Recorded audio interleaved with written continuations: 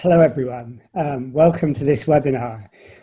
As I'm sure some of you know, I'm Francis Seeley, and I'm from GlobalNet 21. And this is one of our GN21 focus webinars, where we talk a bit about GlobalNet 21 itself, and then we have a special guest who will talk on a particular topic. And this week we've got Hugh Atkinson, who you can see here. And Hugh will be talking later on about the USA and climate change, whether the USA is part of the problem or a part of the solution. And when he does speak, and in fact, even before he speaks, you can type things in the chat box on the right-hand side of the screen. You can see Peter Potam's already put in "what ho everyone" as he does. Peter's great to have on because he helps people if they have any technical difficulties. So if you have any problems, type it in, and Peter, I'm sure, will help you out. But that's where you type in your comments and your questions, and please do it as soon as you want. I mean, you don't have to wait for Hugh to have finished. Anyhow, as you know, this is GlobalNet 21 webinar, and GlobalNet 21 is an organization that was set up a few years ago to get people together to talk about the big issues of the 21st century.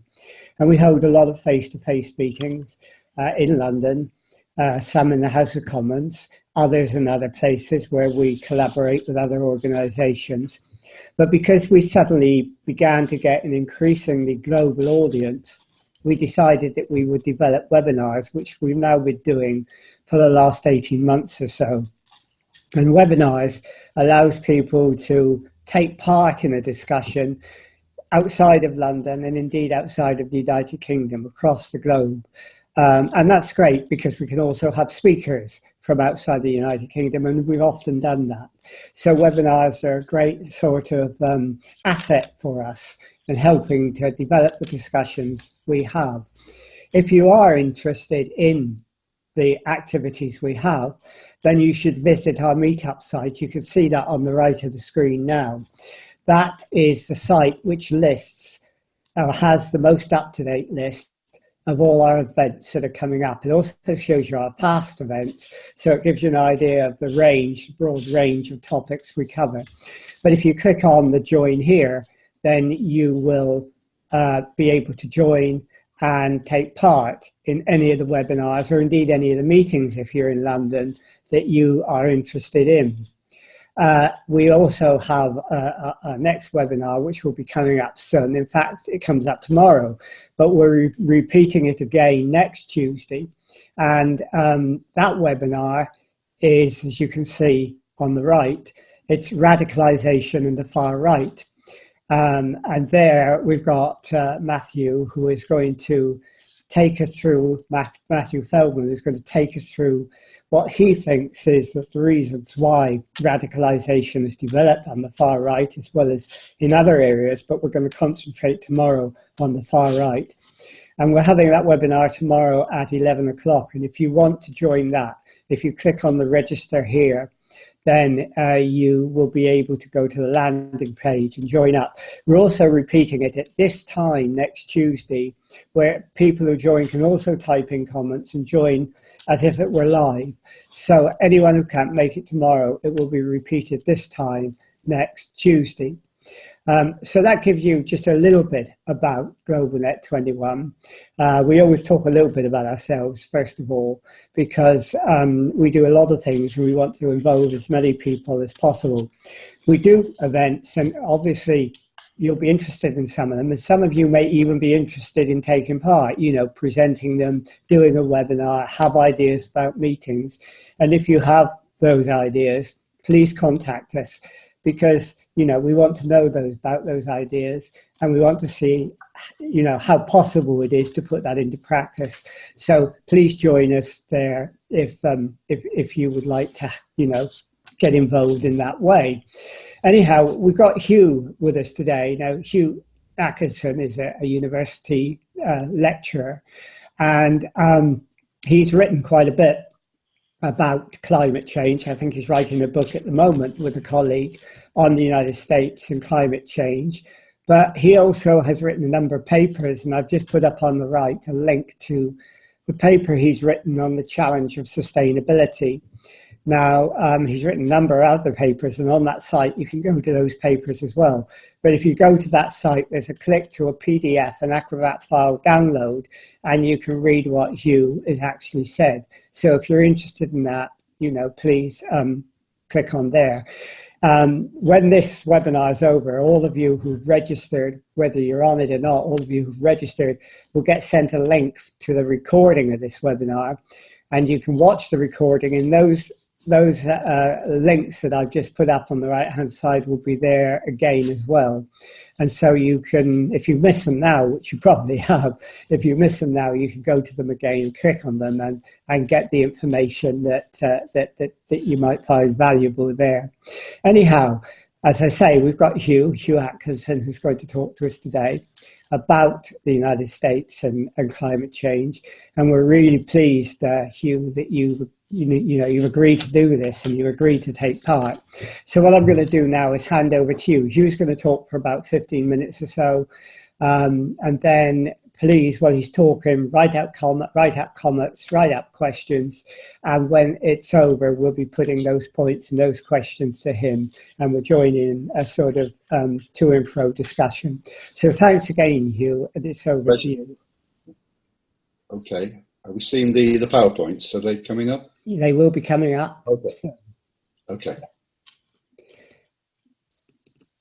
But yeah, I think when we talk about America and climate change and is it part of the problem or solution, it reminds me of the comment that Winston Churchill made during the Second World War about the United States always does the right thing when it's exhausted every other possibility.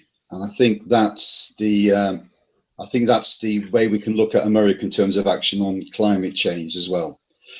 Now, when we look at this issue, the global impact, the impact that the United States has had on the ecological system and the Anthropocene, without American action, there's simply no solution to tackling climate change and reducing the number of greenhouse gases in the atmosphere. So America's participation actively and proactively on action against climate change is just absolutely essential. If we can go on to the next slide.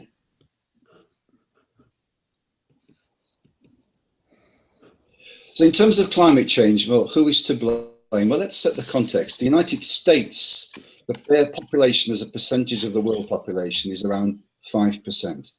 Historically, the United States are the biggest contributors to greenhouse gases, around about 20% historically. At the moment, China and the United States are running broadly equal at about 22% in the last year.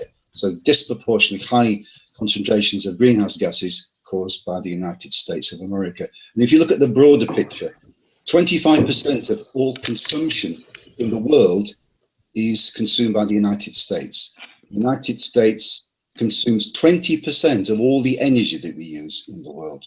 Bearing in mind, its population is 5% of the global population.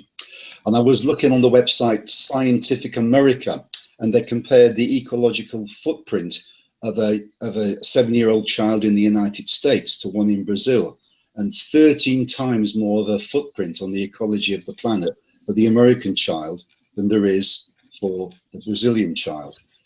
And all this consumerism in the United States, what Oliver James, the sociologist, has called affluenza, is a real problem in terms of dealing with climate change and the greenhouse gases produced by burning fossil fuels.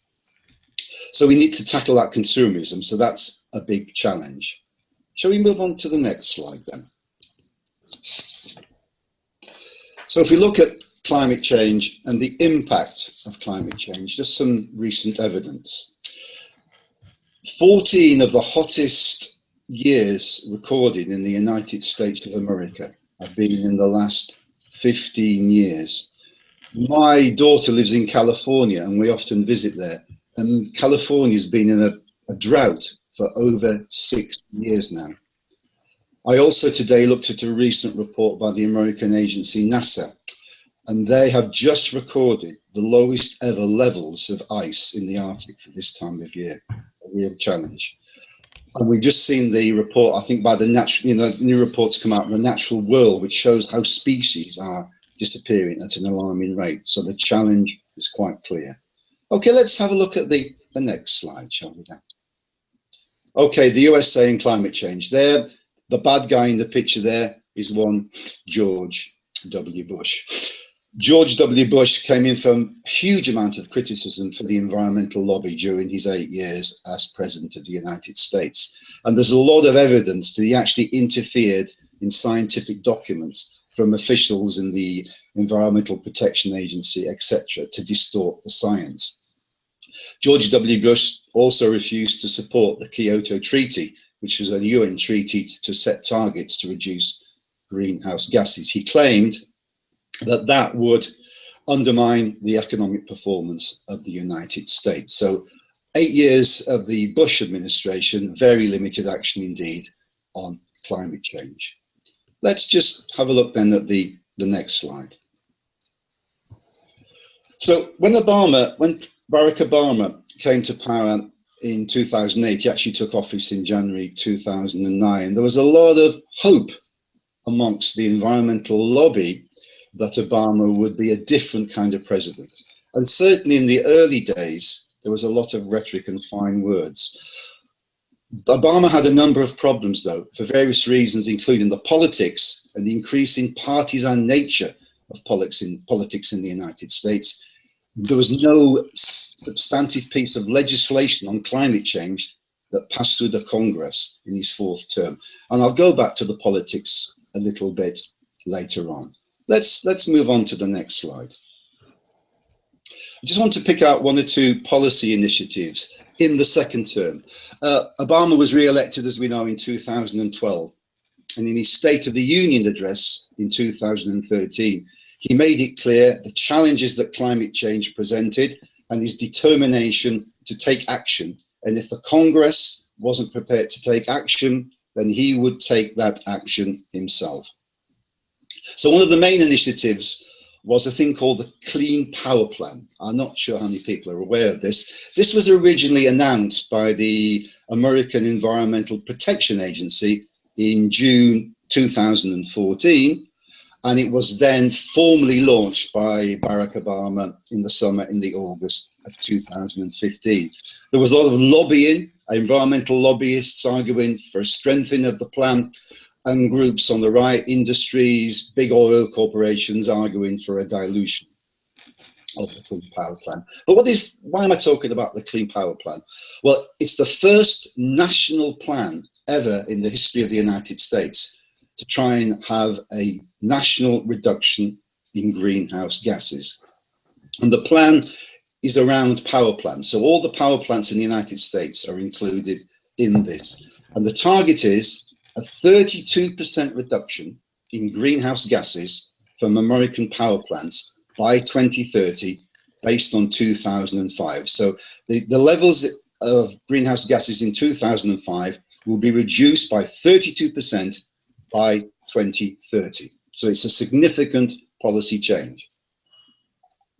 It's a policy that's coordinated with the states. All states are given targets about how much they need to reduce their greenhouse gases. There are also, within the plan, incentives for increasing the use of renewable energy in the United States. And I saw a press release last year from the White House, which says, based on the plan, they hope to increase renewable energy sources in the United States by 30% by 2030. So it's quite significant. This support, though, for renewables has caused a lot of stir, particularly amongst the shale gas industry. I don't know if you're aware, but there's a phenomenal development that's taken place in the United States over the last 5-10 years. Shale gas, a new method of extracting gas from deep down in the rocks. And the shale gas industry is saying that the focus on renewables will undermine their industry. Shale gas is less carbon intensive than say conventional oil, but it still has a large degree of greenhouse gases it pumps into the atmosphere. Now, the Clean Power Plan is important because it was America's major contribution to the so-called COP21, the Paris talks on climate change for the UN in December. So it was a major contribution to that. There is, however, a real problem at the moment, with the Clean Power Plan. There were various objections by various lobbyist groups, which went to the United States Supreme Court, and the Supreme Court stayed, i.e. they stopped the implementation of the Clean Power Plan, and it's still waiting a final decision sometime later this month, possibly into October, before the Supreme Court can rule on whether the Clean Power Plan can actually go ahead. So, but a significant policy change nonetheless. Can we perhaps move on to the next slide then? Just want to, in the context of the United States, just want to make one general point, the politics of brave decisions. When we're looking at an issue like climate change and reducing greenhouse gases linked to consumerism and the way of life we have, it's difficult for politicians because they're asking consumers and voters to make real sacrifices, because there's no doubt if we're to deal with this problem, then voters are going to have to make sacrifices, use their cars less, fly less, consume less fossil fuels. And that's a real challenge for politicians, particularly in the democracy. And it's a particular challenge for governments in the United States with its constant focus on consumerism. So it's a real challenge. Climate change is what is known as a wicked, challenging problem. Democracy is not very good at tackling issues like climate change, but it's better than any other form of politics that we have. Okay, let's just move on to the next slide.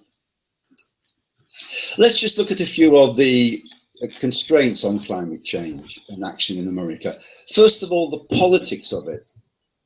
There's a problem in America, it's political culture. The American political culture, ever since the foundation of the United States, is a very limited government and self-reliance, individual action and entrepreneurial spirit. But climate change is something that requires significant active government intervention, and that jars with the politics and the beliefs of many people in America, particularly those on the Republican right, and particularly those associated with the Tea Party. And there's been a real increase in political partisanship. It goes back to Bill Clinton, but it really intensified under the presidency of Barack Obama. Now, if you go back to, say, 2006-07, you see comments from key Republicans like Newt Gingrich, like Mitt Romney, and like Sarah Palin, who were back then, 7, 8 years ago, calling for action on climate change. But the whole issue of climate change has become very ideological, and it's a stick for which to beat Obama. And so that explains why the failure to get any substantive legislation on climate change through Congress, and why Obama has had to take executive actions under his own authority as president to deal with that. There's also, too, the coverage of the media on climate change is very poor and very trivial. And the debate around that has not really got, it's not mature, it's not significant, it's not substantive. So there's just a few of the challenges. Can we move on to the next slide to look at 1 or 2 more issues?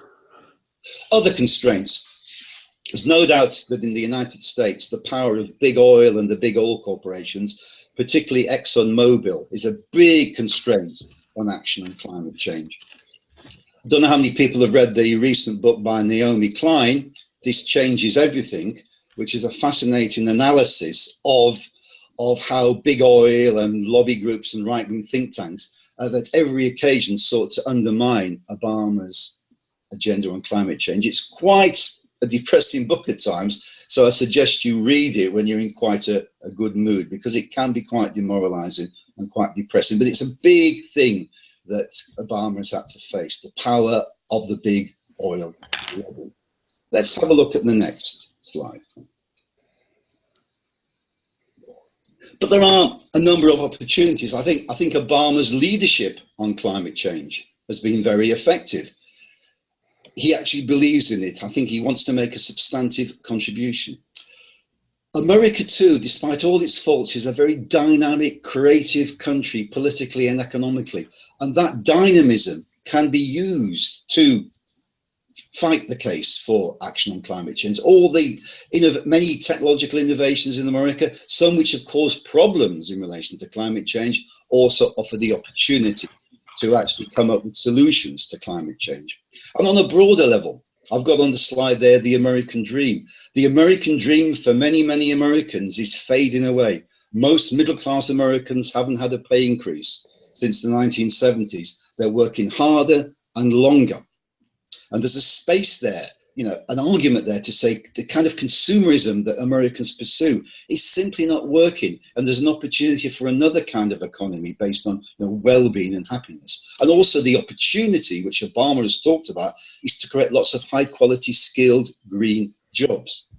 The other opportunity, the other fact is that climate change is real and it's happening. You know, we've had a drought, as I said, in California for 6 years. We've had Hurricane Katrina. We've had many incidents of extreme weather conditions in the United States, so it's there in voters' minds. The Pew Research, there's a company called Pew Research, Pew, P-E-W, and they've got a very good website. And they did a report in 2015 on American attitudes to climate change. Now, it's slightly worrying, this, because 65% of Americans say they regard climate change as a serious issue, and that's good.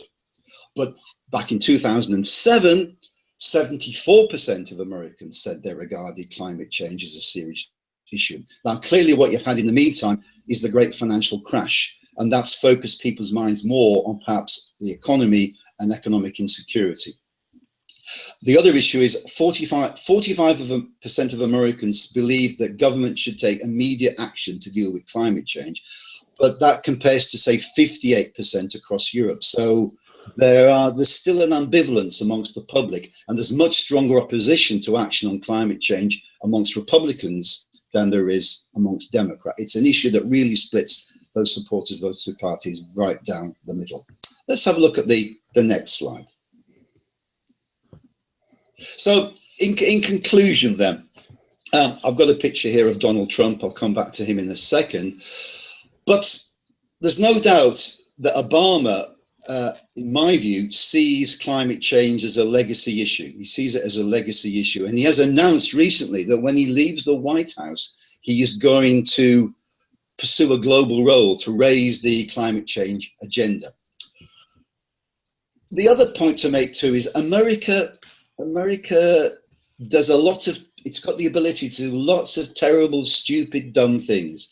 But it also has the ability to turn around those stupid, dumb things and pursue a different direction, a different alternative. And I think that's potentially the case on the United States of America.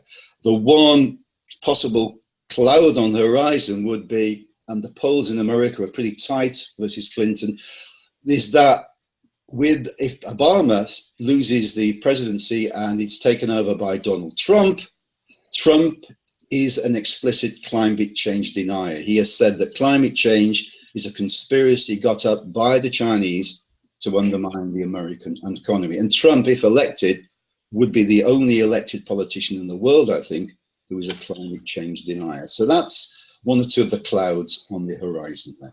But that's my basic argument for this webinar. I think there was broader support in the Republican Party for action on climate change. But when Obama, I think there's a lot to do with Obama. When Obama came to power, from day one, the Republican Party, particularly Tea Party supporters, their objective was to get Obama out. So everything became deeply ideological, including action on climate change. And so that was secondary to take action on climate change to defeating Obama. And even John McCain, who was mentioned there, you know, a very consensual mainstream Republican senator, under pressure from the right wing and the Tea Party, has trimmed his policies too. And Mitt Romney, who was a very liberal former governor of Massachusetts, they've all trimmed their policies on climate change. So the Republican Party, and if you look at, I think Republican voters, only about a third of Republican voters now support action on climate change. So it's become part of that political divide, unfortunately, in the United States. But is it, I want to get at Obama, or is it because, you know, there's a lot of anger in America now. There's a lot of anger against big government, especially on, you know, on small town America and rural America, amongst farmers who've lost their farms and their income in tremendous numbers. And a lot of them, instead of actually saying to the government, bail me out, they're all against big government. They just distrust the federal system. And climate change is to some extent suffer from that, isn't it? What they're saying is we don't want anything that means more regulation, and dealing with climate change means regulation.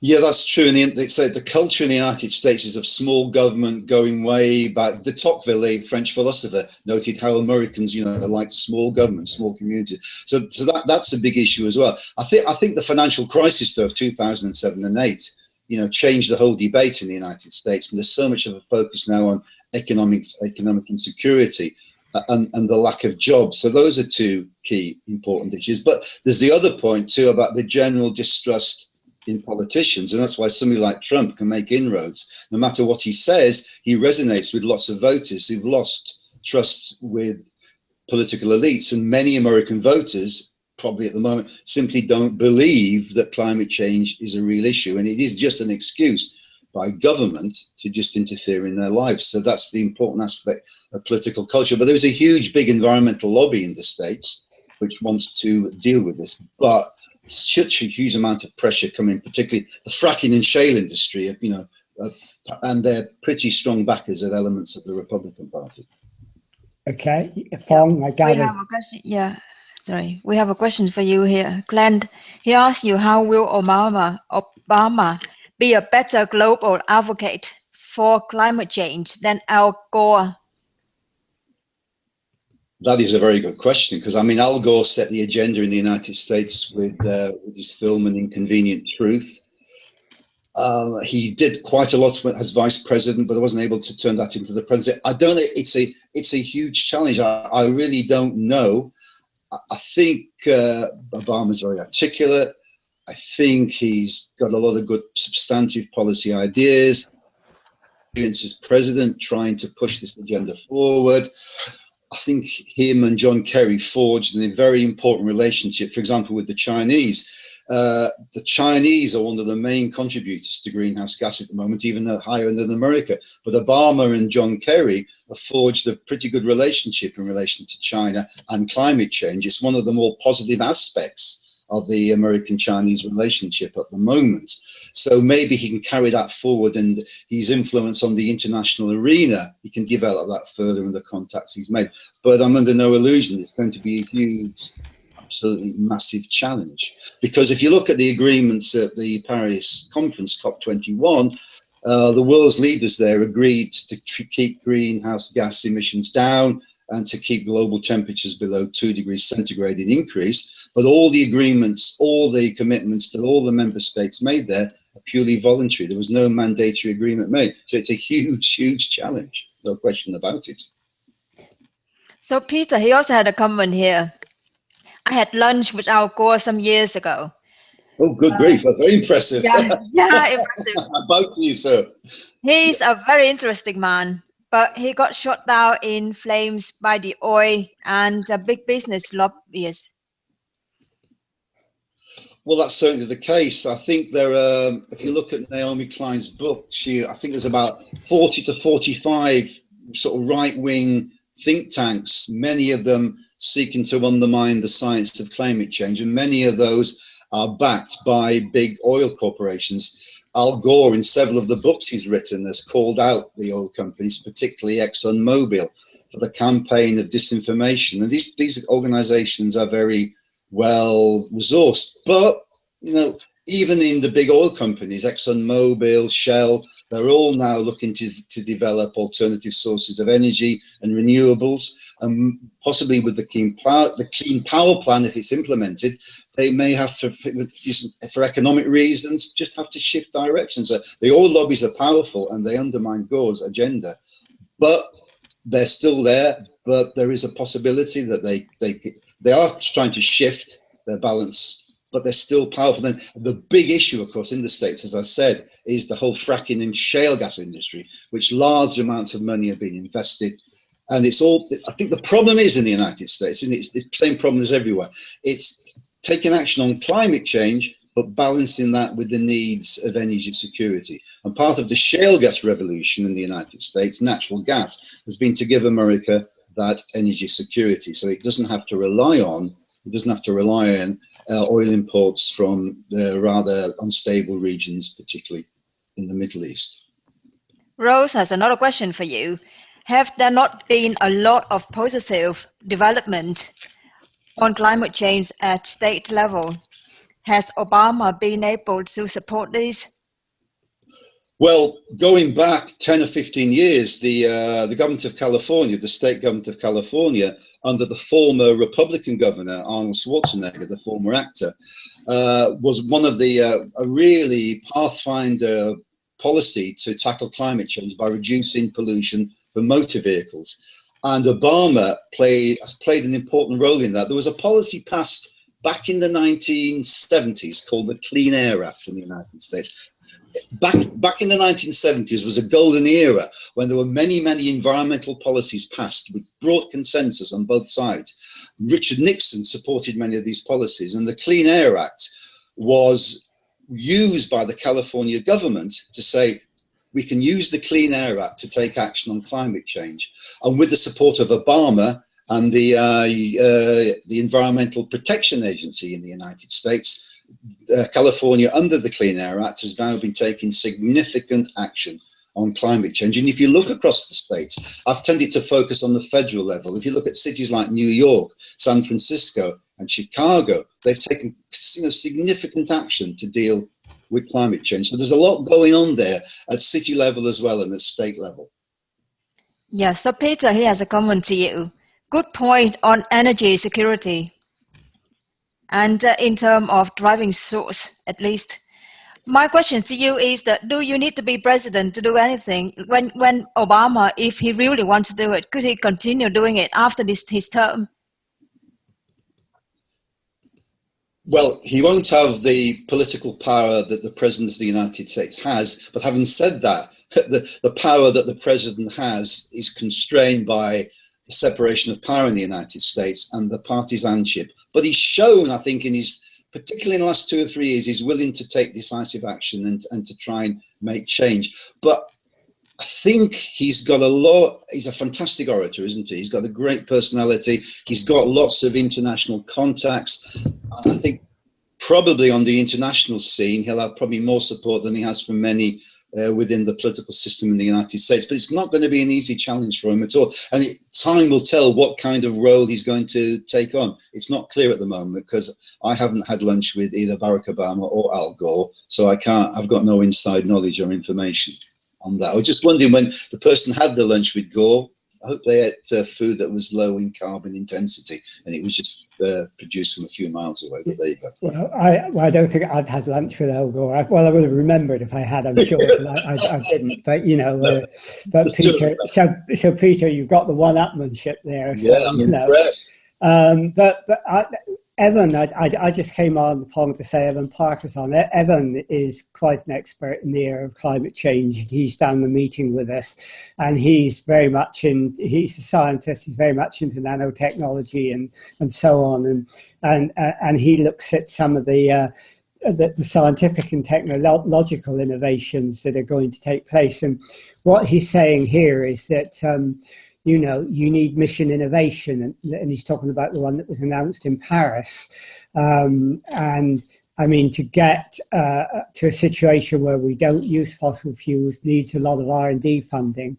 And if we can get that R&D funding is okay, because once we've got it, the market will do the rest. The market will follow. The great techno fix. Look, there's no doubt that scientific advances, green technology, better technology plays an important role. But to use that as an excuse to grow the economy even further, there's a book by Tim Jackson, Prosperity Without Growth, and he says sustainable economic growth is a contradiction in terms.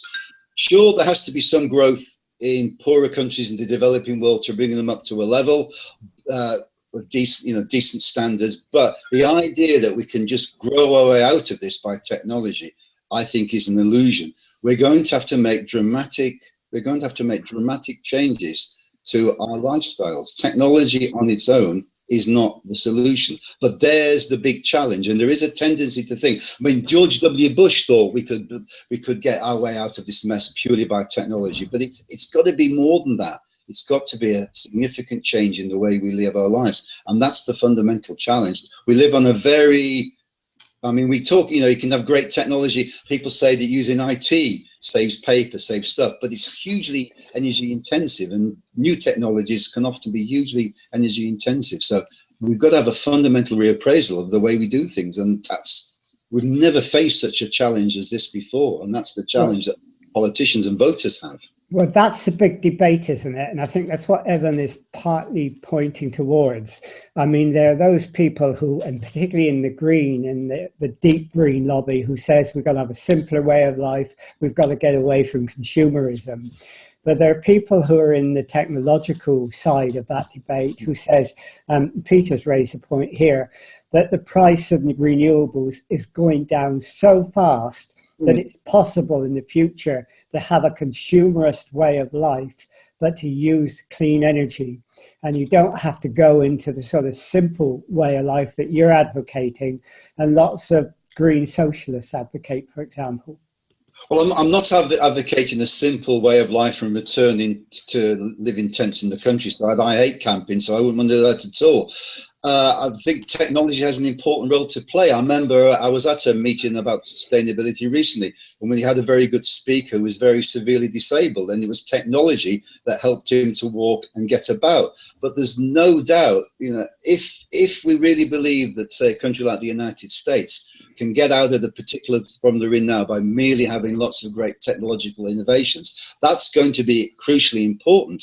But the whole kind of consumption and the consumer society we have, you know, I'm not saying we have to return to a really simple life where we just return to the land and farm, but we have to look at the level of resources we're consuming and the way we're encroaching on the land, and how the rainforest is being destroyed. We've got to look at that. We will not solve the problem purely with technology.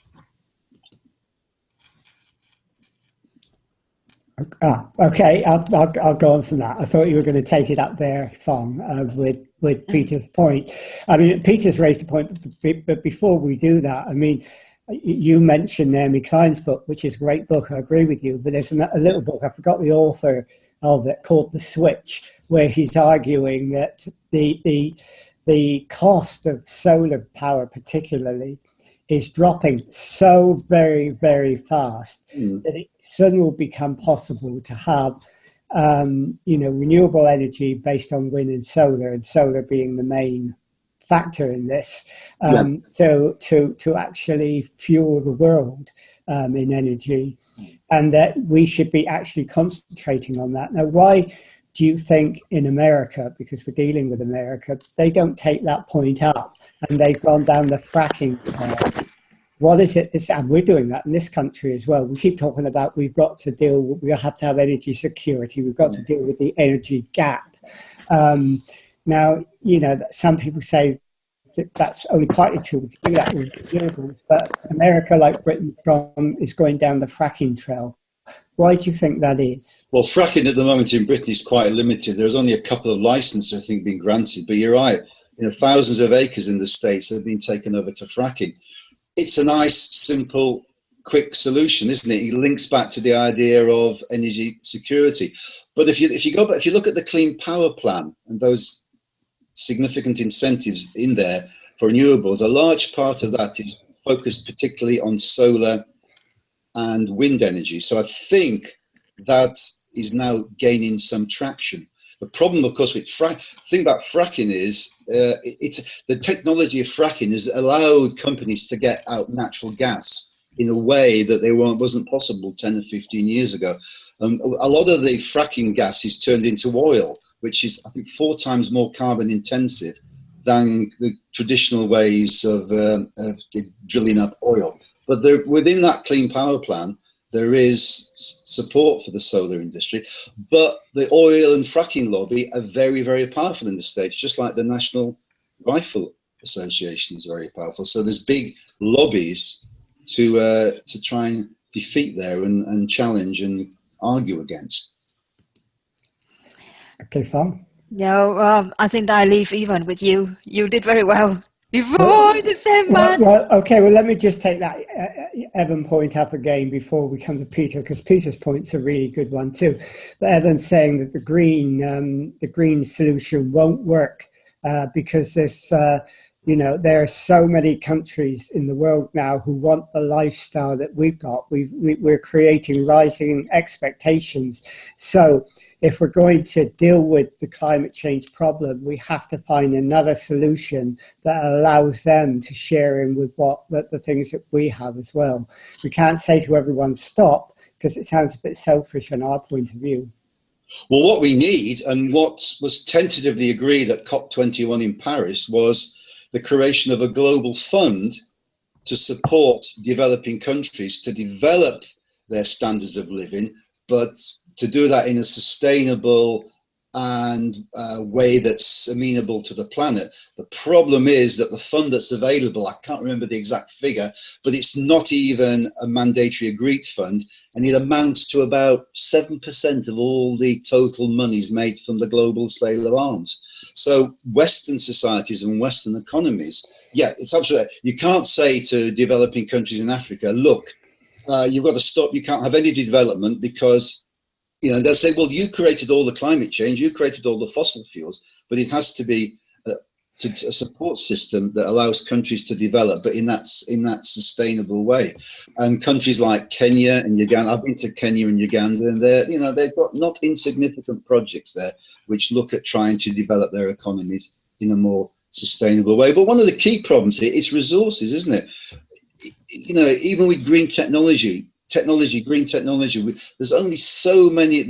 Planet is finite. It's got limited resources, and we have to recognize that. To go back to the point, the Worldwide Fund for Nature, if all the world wanted to get up to the same standard of living as North America and the west of Europe, it will require 4 planet Earths to do that. So that's the challenge we face. We only have one planet, and that planet is running out of resources for us in the way that they're distributed at the moment. So I still go back to that fundamental point. Technology is important to transform people's lives, but if we think that's the only thing we need to do to get ourselves out of this particular crisis, it's just not realistic. Okay, that's what Ross says as well. But Phong, do you want to take up Peter's point? Yes, no, I think that I would like to take Ross's point because it's the same, but Peter's point is very complicated, so I would leave it with you. Okay. Well, all right, let's go to Peter's point then. I mean, yeah. Peter is actually saying that the sort of renewable energy world gives us amazing opportunities to create local energy. We don't, I mean, at the moment our energy is centralized, nuclear power is centralized, but if we start developing energy locally, local authorities, housing associations are beginning to look at how they can generate and distribute energy. People are looking at how they can create energy out of waste, for example, and several local authorities are beginning to do that. I mean, do you see any examples of that in the United States? I know there is, of where local communities are beginning to find ways to develop their own energy.